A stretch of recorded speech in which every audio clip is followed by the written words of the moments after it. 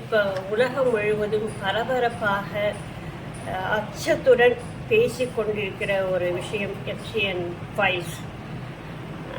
எஃப்சிஎன்னு ஒரு மனிதர், அவர் வந்து அமெரிக்காவில் மிக சாதாரண ஒரு குடும்பத்தில் பிறந்தவர்.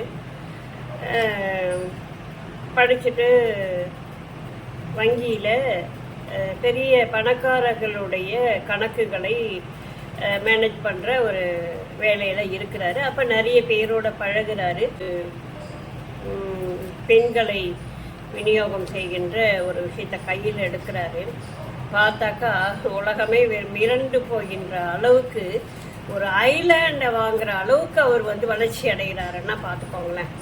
யார் வீட்டு பொண்ணும் இவரோட குழந்தையா இல்லை இவரோட மனைவியா, இவரோட அம்மா கிடையாது.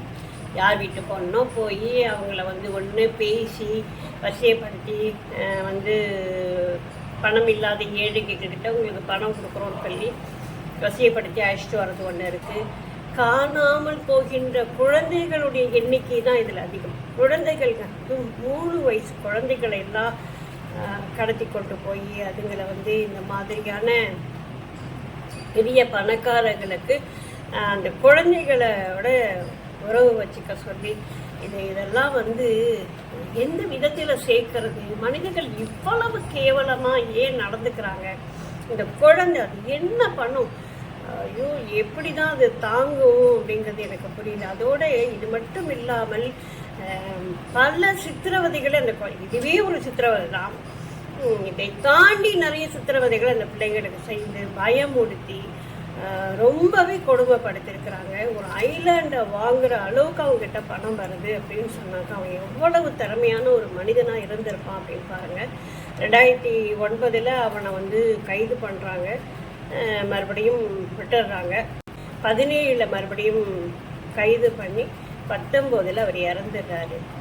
ஆனால் இன்றைய வரைக்கும் அந்த ஐலண்ட் அப்படியே தொடர்ந்து இயங்கி கொண்டிருக்கிறது. அதற்கு அவருடைய மனைவி காரணமாக இருக்கிறாங்க. மில்லியன் கணக்கில் வந்து ஃபைல்ஸ் இருக்குதான் அவங்க கிட்ட.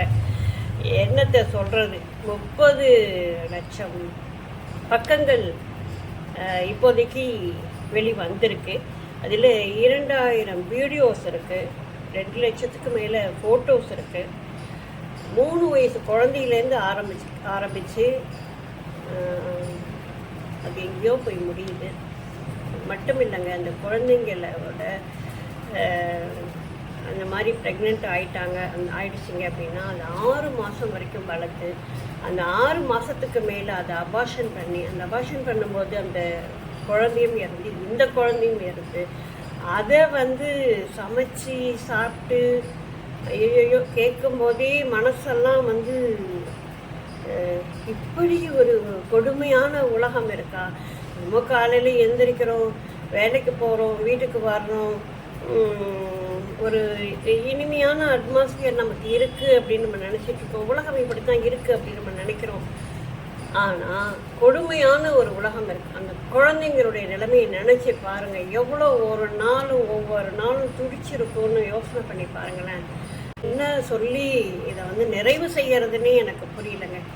அவ்வளவு வலி, அவ்வளவு வேதனையாக இருக்குது, அவ்வளோ கொடுமையாக இருக்குது. அந்த குழந்தைகளை பறிகொடுத்த பெற்றோர்கள் எவ்வளோ கதறி இருப்பாங்க. இத்தனை பேருடைய சாபமும் அவனை ஒன்றுமே செய்யலையே. அவனை வந்து கொலை தான் பண்ணியிருக்காங்க. அவன் தற்கொலையெல்லாம் செஞ்சுக்கிட்ட சாகலை, ஜெயிலே அவன் செத்துருக்கிறான். அடுத்து இப்போ வந்து அவனுடைய மனைவி அதை கவனிச்சிட்டு இருக்காங்க. அவங்களையும் இப்போ கைது பண்ணிட்டாங்க. ஆனால் இந்த 2 பேருக்கு வேணா தண்டனை கிடச்சிது அப்படின்னு சொல்லலாம். வந்தாங்களே எவ்வளோ பேர், அத்தனை பேருக்கும் என்ன தண்டனை யார் கொடுக்கறது? எல்லாம் பணக்காரங்க, எல்லாம் தப்பிச்சிடுவாங்க. அதுக்காக தான் அவனை போட்டு தள்ளினது. இப்போ இவளையும் போட்டு தள்ளிடுவாங்க.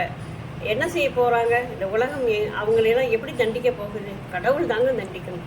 இதற்கான தண்டனை வந்து நிச்சயமாக கடவுள்னு ஒன்று இருக்குது, இந்த பிரபஞ்சம்னு ஒன்று இருக்குது அப்படின்னு சொன்னால் அந்த தண்டனையை அவர்களுக்கு கண்டிப்பாக கொடுத்தே ஆக வேண்டும். ஒவ்வொரு மனிதனும் எப்படி ஒவ்வொரு பொண்ணையும் வலிக்க துடிக்க கஷ்டப்படுத்தினானோ அதே மாதிரி அவன் துடிக்கணும், அதே மாதிரி அவன் கஷ்டப்படணும். பில்கேட் பேரெல்லாம் அடிப்படுதுங்க. இதெல்லாம் நியாயமா? ஐயோ கடவுளே.